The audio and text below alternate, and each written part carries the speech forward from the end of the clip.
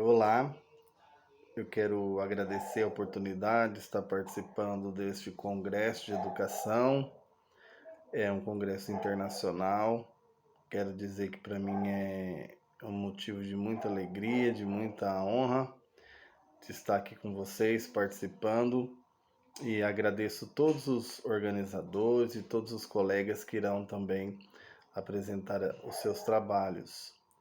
Eu venho aqui nesse momento trazer a proposta do meu trabalho aqui, que é a educação básica em tempo de Covid-19, do ensino remoto ao presencial.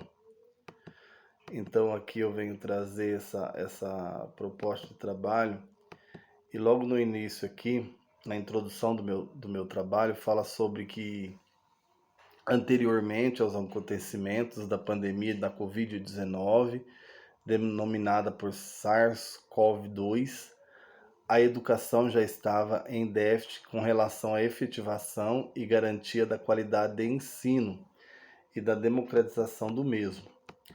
Aí veio essa pandemia Covid-19, ela desmascarou as facetas das mazelas da sociedade, como a desigualdade social, a desigualdade econômica, o desemprego, a escassez de recursos e infraestrutura com escala gigantesca, elucidando a disparidade entre as várias regiões do mundo, deixando uma lacuna até então irreparável. No âmbito educacional, as medidas que os países adotaram foram o fechamento das escolas. Então, todas as escolas no mundo inteiro fecharam suas portas, as escolas, suspendendo as aulas presenciais. Então, todas as escolas se mobilizaram, aí fechando suas portas, e as aulas aconteceram remotamente, onde os professores em suas casas prontamente se organizaram com o Google Forms, né? As plataformas ali disponíveis até então, que era através do Google mesmo, as aulas transmitidas, o Google Meet, não é? E teve todo esse aparato aí, que os professores tiveram que se organizar e se reinventar e também tiveram que ter a capacitação, né, para poder estar lidando com essas plataformas aí. Google Forms, Google Meet, eram ali os principais que eles estavam lidando, né? Então, o Google Meet, nesse momento, foi uma ferramenta de aprendizagem muito utilizada no contexto da pandemia, né? Então, o mundo parou com a pandemia, as crianças, jovens e adolescentes passaram a ficar maior tempo em casa, por conta também de não deixar que alastrasse, né, o Covid. As escolas fecharam a porta, como eu já disse, os pais, as famílias tiveram seus trabalhos home office. Então, aqui com relação a essa problemática, eu cito Loyola 2021, página 8, que a pandemia ela reconfigurou a educação e de repente implantou novos termos no vocabulário dos docentes e dos discentes, como web aula, webinar, Google Meet, ensino remoto, Classroom, postar link, dentre outros. Então aqui, ó, o uso das tecnologias, segundo Moran, 1995, é de suma importância no cotidiano das salas de aula, pois potencializa o aprendizado dos alunos e organiza o ensinar dos professores, vindo ao encontro das necessidades pedagógicas dos discentes e também ser muito atrativa e lúdica.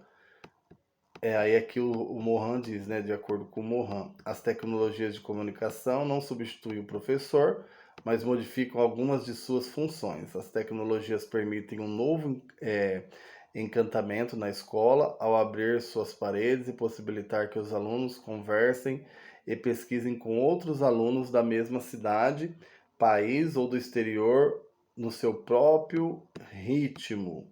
Então aqui vimos mesmo a tecnologia aqui muito importante, né, nesse momento. Aí aqui nesse primeiro tópico que eu mostrei aqui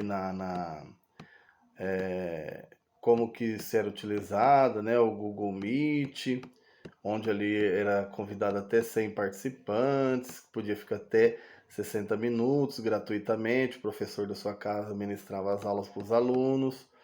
E aqui o Teixeira Nascimento diz que a ferramenta do Google Meet promove atividades colaborativas, possibilitando a interação com quiz, gamificações, de fato.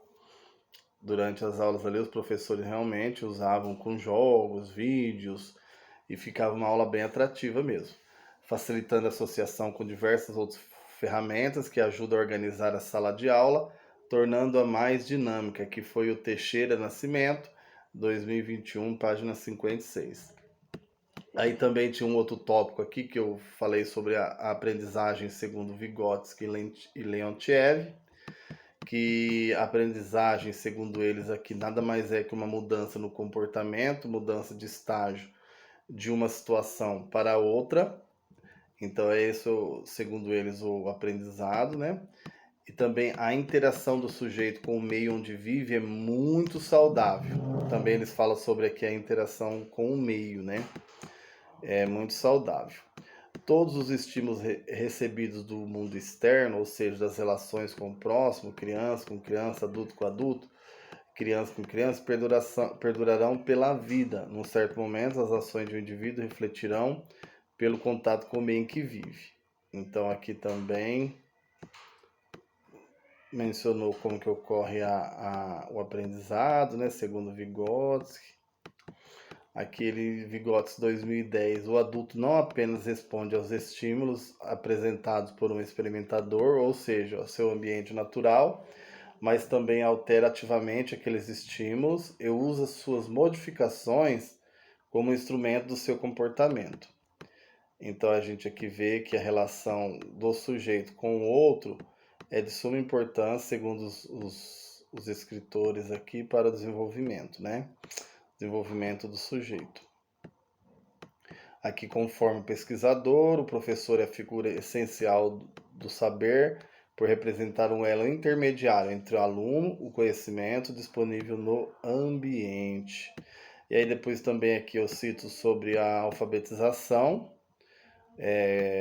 dessa turma aqui, né? Como que ocorre a alfabetização, o letramento, alguns conceitos. Também aqui utilizado nessa pesquisa feita com esses alunos dessa escola aqui. E aqui a gente vê que a alfabetização, né, tem os seus passos ali. E aí eu citei aqui, de acordo com Moraes, verificaremos que para dominar a notação alfabética, os estudantes precisam entender a relação entre o falado e o escrito. Aí aqui, de acordo com os dizeres de Russo, a concepção pedagógica construtivista não se dispõe de material didático com regras prontas e práticas imutáveis, uma vez que cada aluno é ser único, com conhecimentos próprios e habilidades pessoais e particulares. Então aqui a gente vê também o Freire, menciona que a educação bancária, que o aluno não é um banco para ser depositado, mas o aluno ali é ativo, um ser participativo, e ele está ali participando da construção do conhecimento, não apenas só copiando e fazendo o que o professor pede, não é? Então aqui através dessa alfabetização aqui em conjunto, o aprendizado ele acontece de uma forma espontânea. Aí por fim nós tivemos aqui uma pesquisa, né, as caracterização dos sujeitos, as idades dos entrevistados variam de 29 a 49 anos, 80% dos respondentes são do sexo feminino, o grau de parentesco é mãe ou avó, e os 20% são do sexo masculino, sendo pai e avó. Então aqui foi realizada uma pesquisa aqui com um pessoal de uma escola do interior de São Paulo, né? E alguma das questões que tinham aqui é qual a maior dificuldade do estudo remoto em casa. Aí algumas crianças aqui responderam, não, algumas famílias responderam que a criança não aprende como na escola, a maior dificuldade, né, que teve. Não sabemos ensinar como alguém tem formação. E uma outra pergunta, na sua opinião, a criança aprendeu com o estudo remoto em casa? Aí as famílias responderam, não muito, ela quase não participa das aulas, ou mínimo, mas praticamente não aprendeu nada. Aí tinha uma outra pergunta do outro quadro aqui. Desse último quadro aqui que eu vou mencionar, a pergunta era a seguinte: quando vou, como com a volta das aulas presenciais, qual é a expectativa de aprendizado para as crianças? Aí as famílias respondem que ela aprenda a ler e escrever corretamente, que aprenda melhor, que ela consiga absorver o conteúdo atrasado. Então essa aqui é a preocupação das famílias em relação ao aprendizado durante o Covid-19, né, as aulas remotas. Aí aqui tem uma parte citando as fases de escrita de cada criança e as considerações finais. Durante a pandemia do Covid-19, as crianças dessa escola, né, do interior de São Paulo, no ciclo de alfabetização, tiveram como em centenas de escolas as aulas paralisadas e ficaram aulas remotas, né? E as crianças chegaram à escola aqui para concluir, as crianças chegaram à escola pós-pandemia com muitas defasagens, segundo os relatos da família e também as sondagens ali, as avaliações feitas pelo professor.